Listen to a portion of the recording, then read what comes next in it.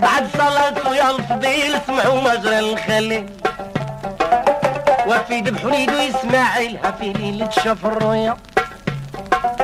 شاف ابراهيم في منامه ملاك وقف قدامه شاف ابراهيم في منامه جبريل جا قدامه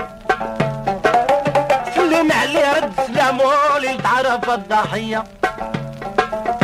قال الملك يا ابراهيم امرك الله العظيم قال الملك يا ابراهيم امرك الله العظيم وتنفذ امر الكريم تذبح اسماعيل هديه مولانا بغاك تذبحو بالمعزة تهدي روحو